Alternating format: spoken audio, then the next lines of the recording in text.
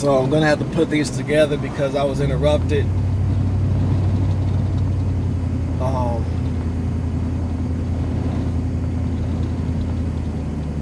and it's about time I just start. As I said, I'm going to have to put these together because I was interrupted, and it's about time that I start putting whatever I have to say out and just patching and putting it together. This might not make the cut. So,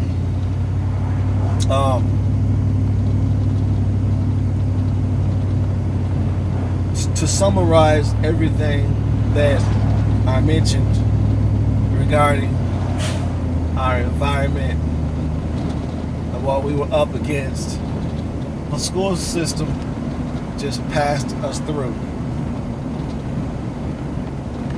As a freshman and maybe even sophomore at Hoover High School, I self-enrolled into RSVP, pre-algebra, because I realized there were mathematical procedures, or I would call laws, that I was not aware of. And if you don't know the laws or the procedures, then you cannot properly solve the equation. As an engineer, as an electrician, and as a student of knowledge, I applaud logic. I applaud math. I applaud numerology. Because as I've always taught my children, and so have I conducted myself in the same manner, everything said and done has a mathematical representation or a mathematical footprint.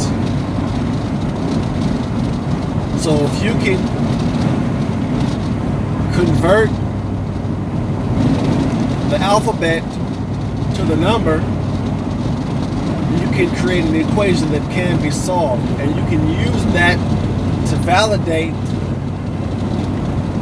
whether what is being said or done in front of you is true or false.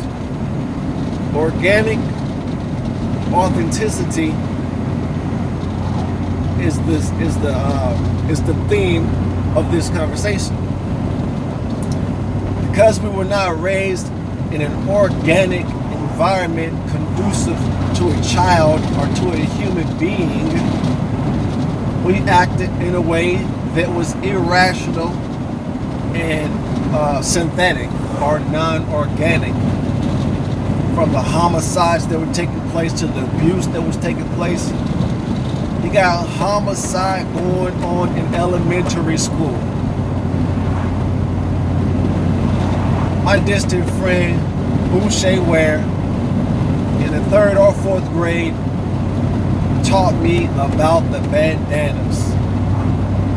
What bandanas? The blue bandana. Because they kept asking me what did I claim. And I had no idea what they were referring to. Coming from San Diego, being raised around a lot of Caucasians. My mother was not wealthy at all. She was fairly poor. And left us at home alone a lot in the pursuit of economic provisions, aka a job.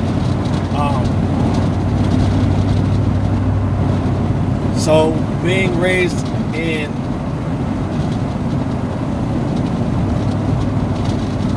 the urban society in San Diego, there was a lot of Caucasians. It was a more affluent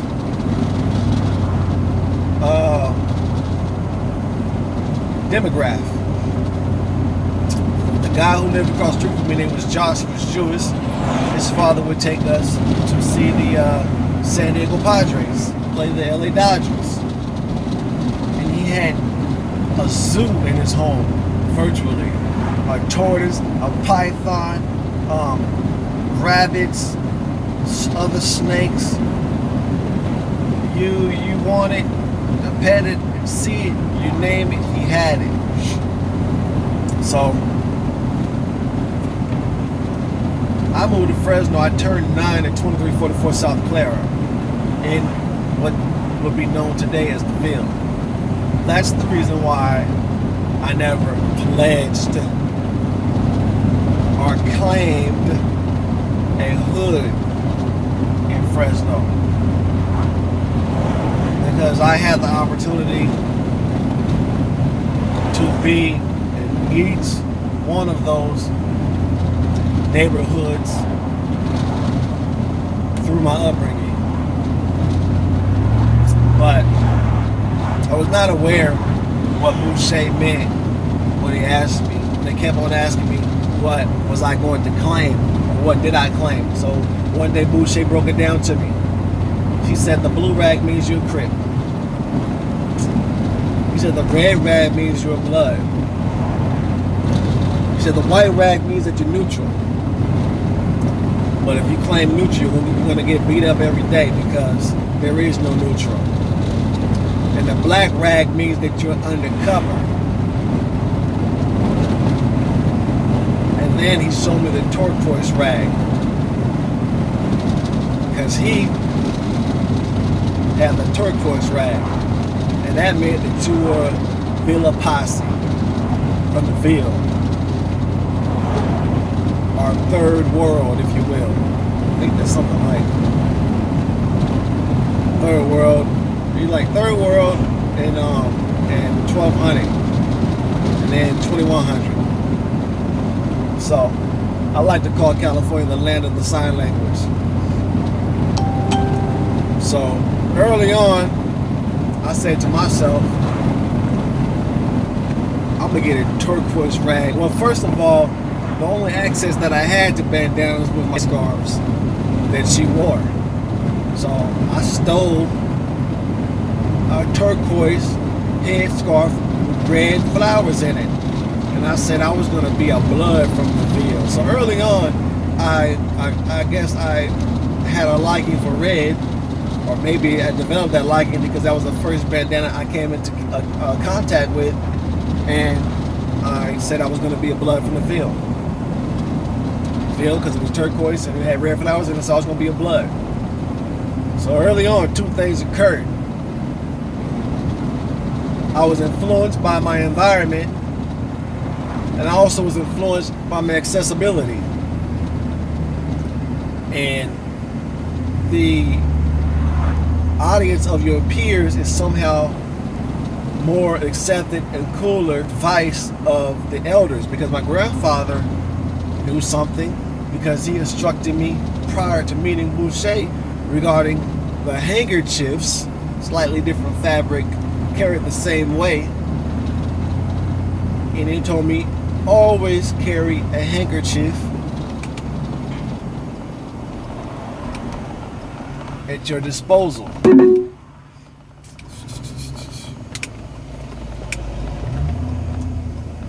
He said, never carry a blue one and never carry a red one. Always carry a white one. So, appreciate you, grandfather. Rest in power for lacing me. Everything the grandfather laced me with is like the gospel of Jesus Christ out of the book. It never failed. It never failed. My grandfather was a stand-up man, 180 degrees. He gave me a handful of jewels that had an infinite or a value to put a price on it would do it unjust. Reverend Tommy Dew Sr. So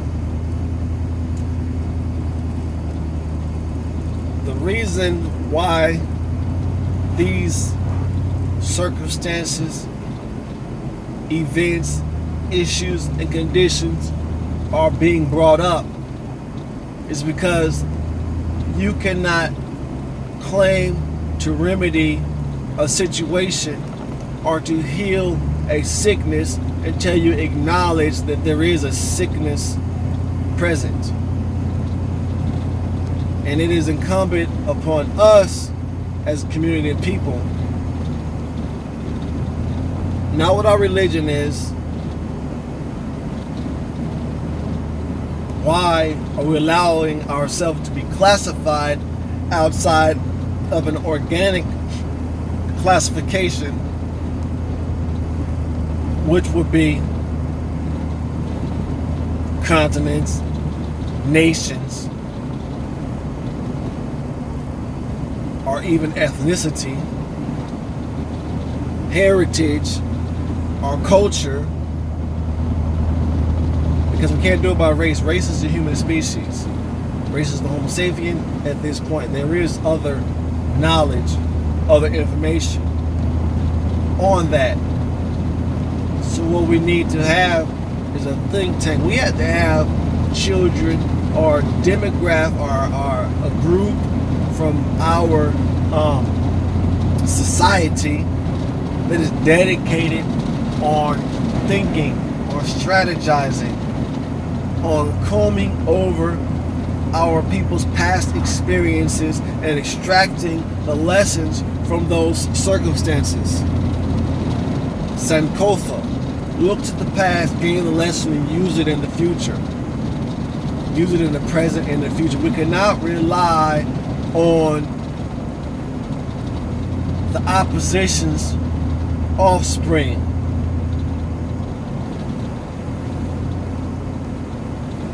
We can be associates.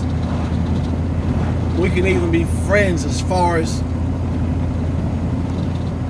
you are willing to accept that I'm pointing my finger at you. And one large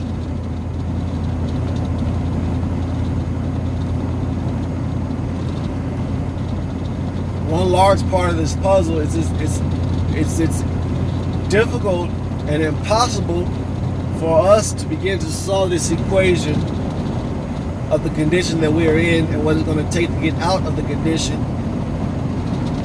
because we are not looking at a true equation. We're trying to solve a fictional equation from 1492 and Columbus and the transatlantic slave trade transporting so-called Africans to the Americas. We are dealing with a fictional equation. We gotta scrap it, start fresh, take it back to DOS.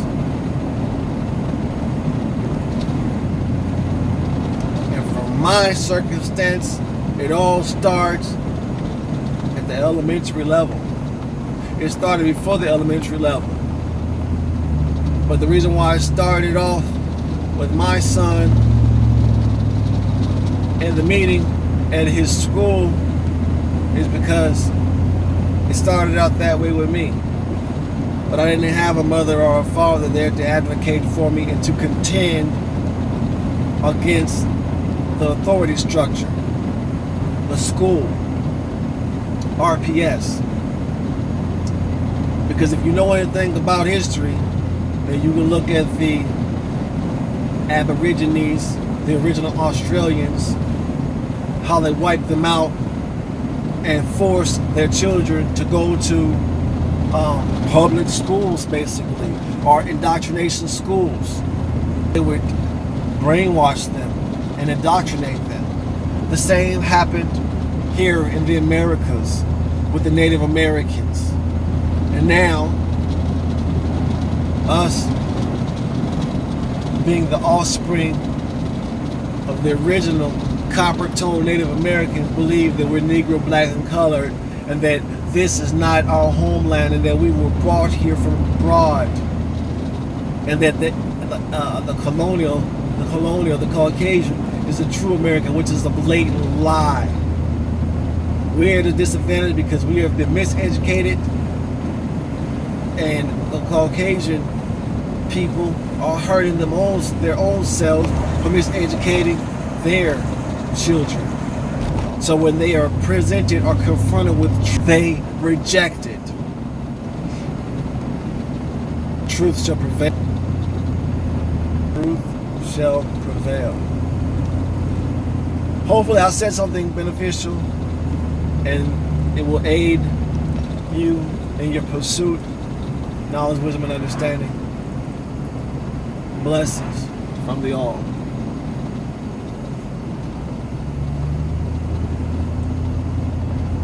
Cousin out. Elamado Bay.